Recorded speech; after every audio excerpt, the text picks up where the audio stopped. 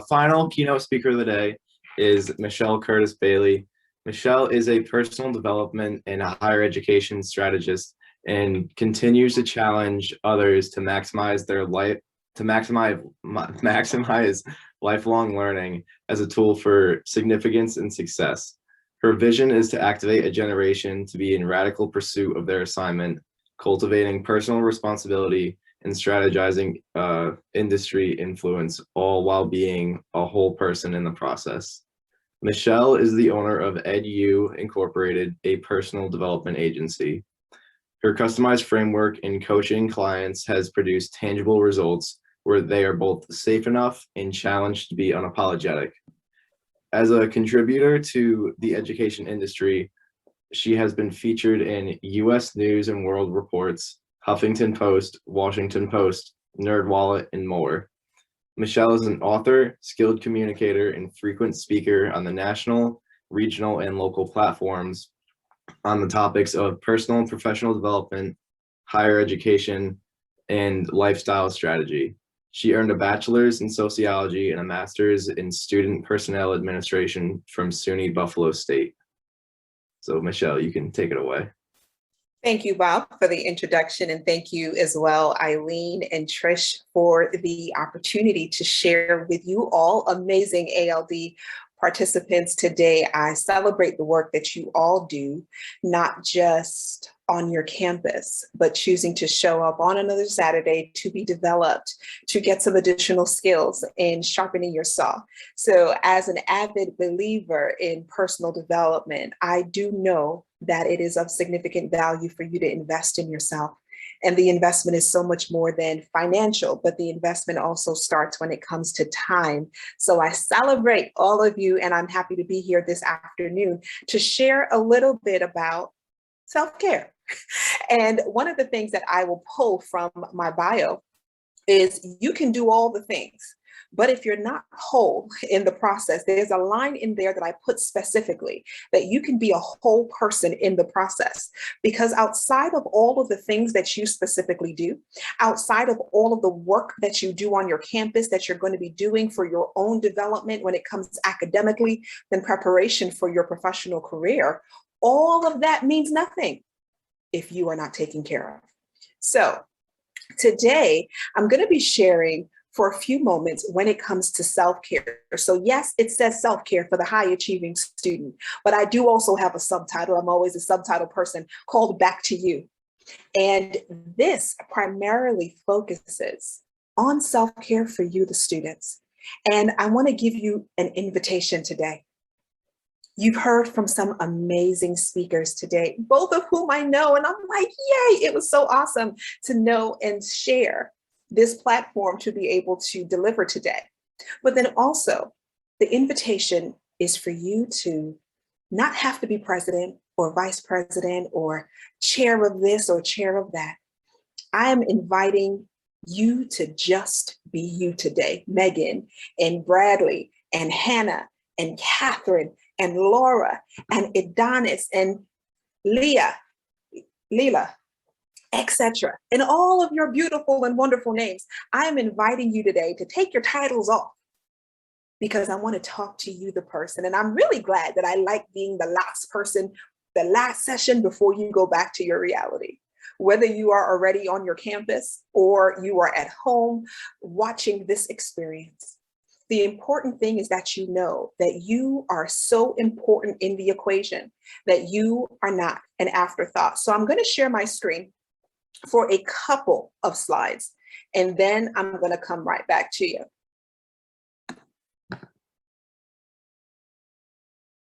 So yes, this is Back to You.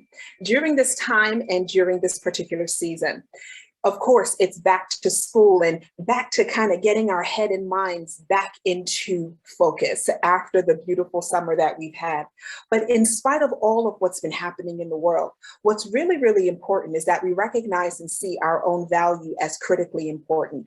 So yes, I'm going to be sharing on that specifically today.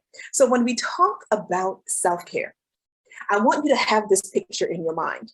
I am an avid tea drinker. I don't like coffee. I used to drink it maybe once or twice a year, but I had one experience with a Starbucks cup of coffee, and my tongue tingled for 8 hours, I said, I can't handle it.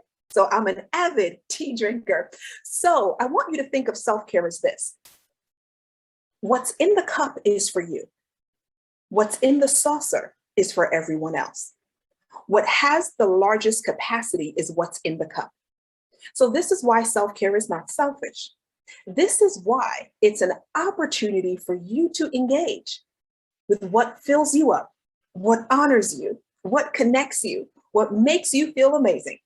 That way, the overflow is what everyone else receives. So regardless of whatever your major is, regardless of what your career field is going to be, in all of the things that you are going to be doing in your lifestyle and in your lifetime, the one constant that is not going to change is you. Now, yes, you're going to develop, you're going to grow, you're going to become a stronger person, better development, etc. All of that is good and wonderful. But if you are not taken care of, your jobs are going to change. Your cities that you live in may change, but you need to be protected along the way.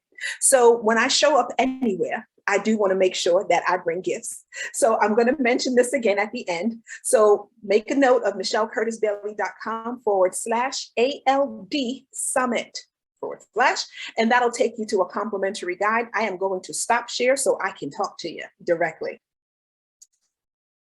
All right. All right. So I am Michelle.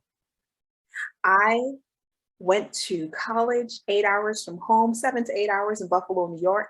And I was that college student who was significantly involved.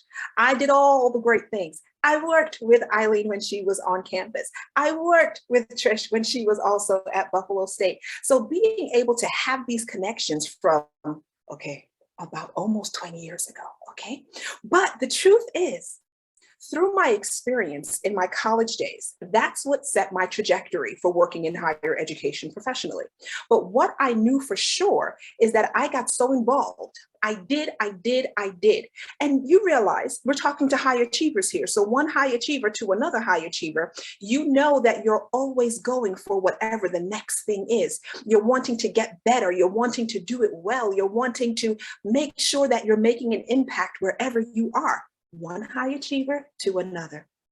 But one thing I also know about high achievers is that sometimes that process is not sustainable, because we also get so well at doing that there isn't significant opportunities and things that are going to pour back into us. So when I say self-care, I have a working definition of what self-care is. And I'm going to go into that. We're going to dig into it a little bit more, give you some practical tips, and then we're going to answer some questions. All right? So let's go. So self-care, it is the infrastructure and the systems that you put in place that honor you, connect you, serves as a catalyst for you. That is my working definition in my company of self-care. And one of the great opportunities of what I have in working with organizations as well as companies is helping to set a standard of self-care in their organization. And what does it look like for those who participate in these places to feel cared for and know that I'm not just telling you to go get a massage and get a manicure or a pedicure or a facial, as good and wonderful as those things are. But the truth is, we don't go to those places every day. So right now, self-care is a very trending term. Self-care is something where it's, I'm going to put this moisturizer on my face and it's self-care. I'm going to go lay on a beach in Aruba and that's self-care. Now, all of those things that make you feel wonderfully good, yes, those count as self-care, but those are the things that are marketed as if it's everything. However, that's just the tip of the iceberg. And in any iceberg, we know and understand that there is a deeper component. So when I talk about self-care as the infrastructure and the systems that we put in place that honor us, connect us, that make us feel that we are not doing this alone, that puts the focus back on you, the individual. So you as a student, you're at different levels in your higher education journey. Depending upon your classification in your year of college, it doesn't matter. But what matters is that you allow yourself on this Saturday afternoon to take a step back, or morning, depending upon wherever you are in the world. But we take a step back and allow ourselves to see ourselves, So the first question I'm going to ask you, that should be coming up in a poll here in a moment. How many of you grew up in homes where you saw self-care as a priority?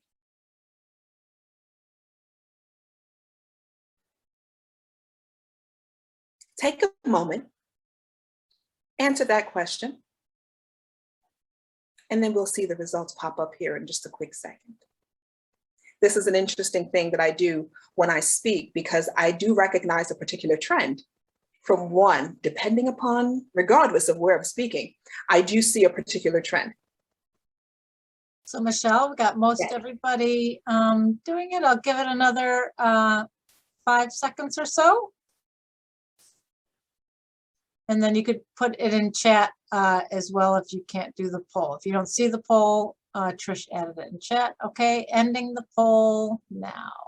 Okay. Aha. It confirms every single time. Now, for those of you who actually said yes, I would love for you to put in the chat, what was that? What did you see that was shown as self-care to you? I'm so curious what that is, but it speaks like significantly that a majority of us did not grow up seeing that. Majority of us, it does speak to that point. Now, there's another question there in the poll. It's only 2 questions I have for you. What stage are you, would you say, in your self-care journey? Would you say that, oh, you're good, you know enough, you need some help, or you have no clue where to start? So that'll be the second question. I'm paraphrasing. What is your relationship with self-care? Let's take a couple of seconds.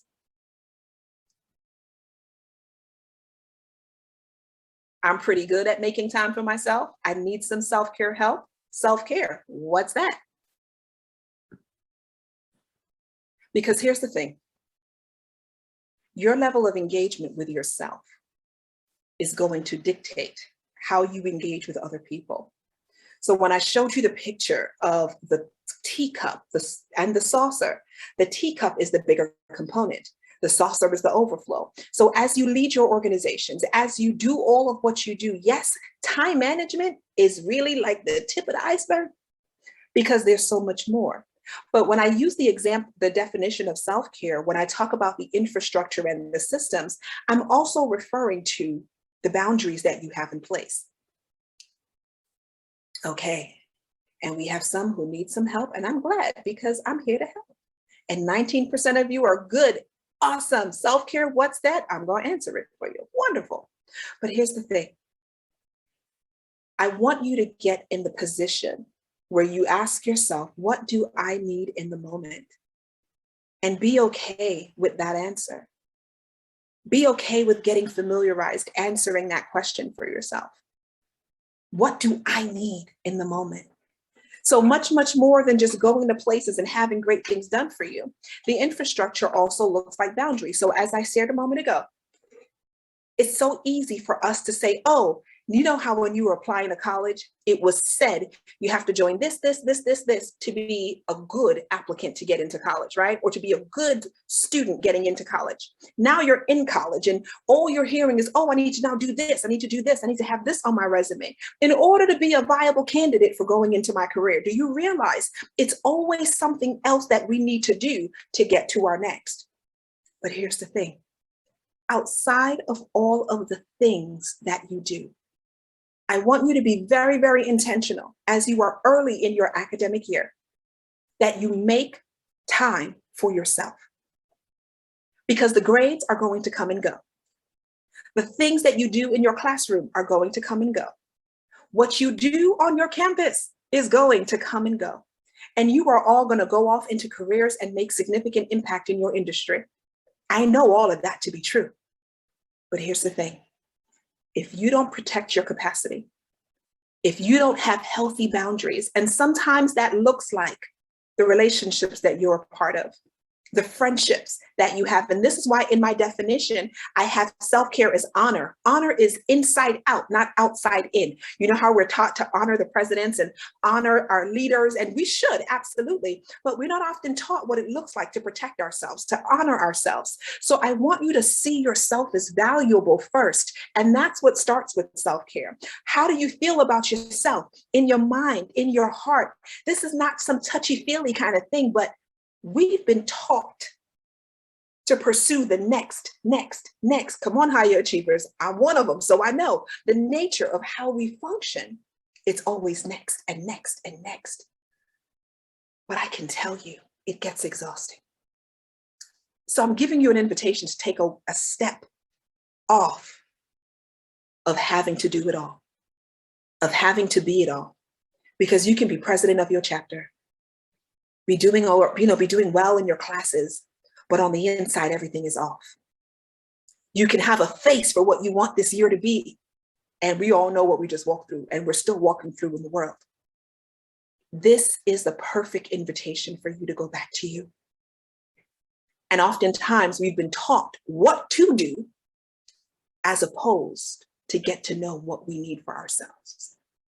So I encourage you as students to be so vigilant in protecting yourself that you are part of communities that add value to you. Because we all know the people who drain us. We all know the people who kind of just like, oh my gosh, you just know by the time you answer that call, you know exactly what you're going to experience. But here's the thing, as you engage in your everyday life, be so very clear, be so very mindful of the people who are going to pour into you.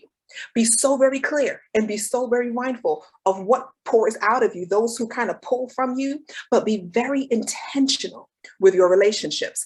Also, when it comes to the connection, be mindful of the community that you're a part of, but the community that challenges you. And this is where mentorship is critically important. So you have ALD with this development in the community that's being created, but also open yourself to mentorship opportunities that you can be challenged in a healthy way. And being challenged in a healthy way is a good thing. Not all relationships are toxic, but some of them are. The ones that are, you know what to do. But really, when it comes to you, I want you to be mindful of what type of rhythm can you set for yourself. And we know when you have rhythm, you're kind of just going with it. But when you don't have a rhythm, you're kind of just doing one thing to the next, to the next.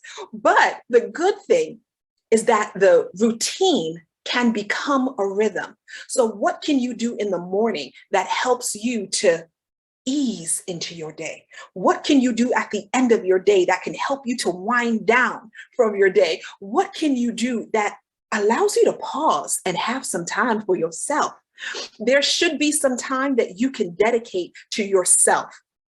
Bradley and Madison and Bridget and Abby and Aaron and Molly, etc. There should be time on your calendar that has your name on it.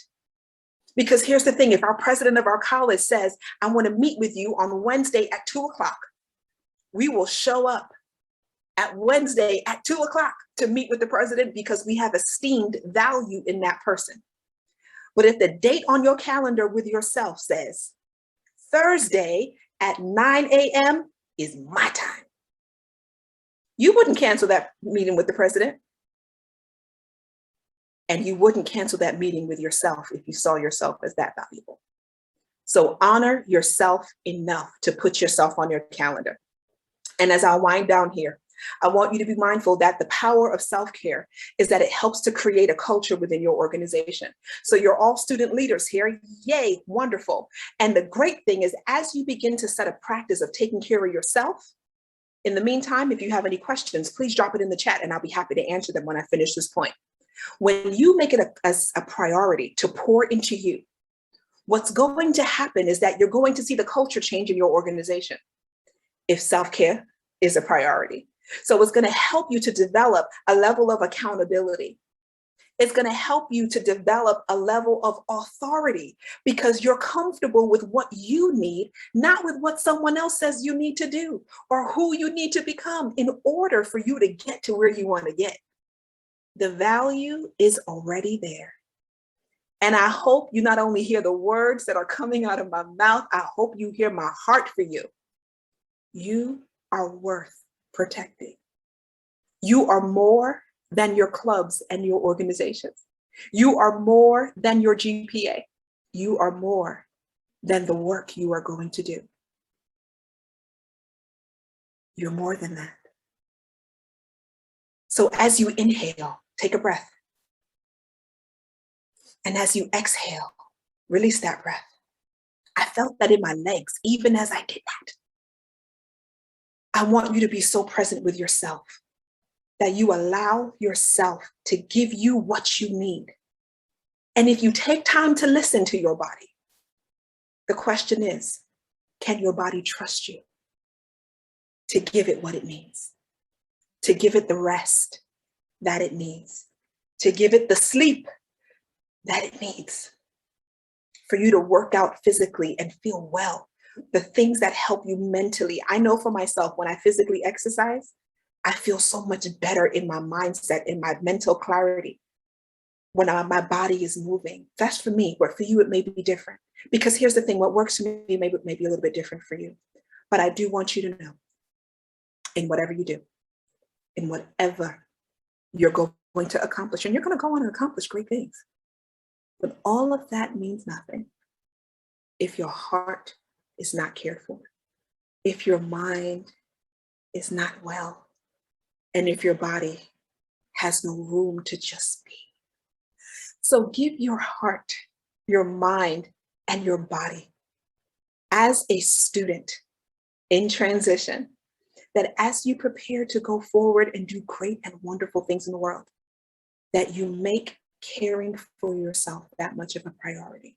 So the resource that I do have for you is going to show you how you can incorporate self-care seven simple ways. There's 7 days in a week.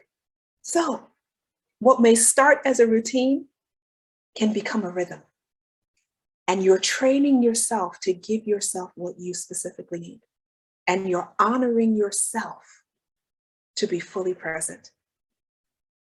Because I want you to know your future self will thank you when you make time for you right now, that you do not miss the journey of just striving to get the A. Now, the grades are important, but it's not everything. Don't let your days and weeks and your syllabi dictate how you live. Self-care looks like understanding what you can and what you cannot do. So be mindful of that as you show up, not only for your organization, but that you also show up for yourself. At this time, are there any questions? If so, please pop them in the chat or feel free to unmute yourself if you would like.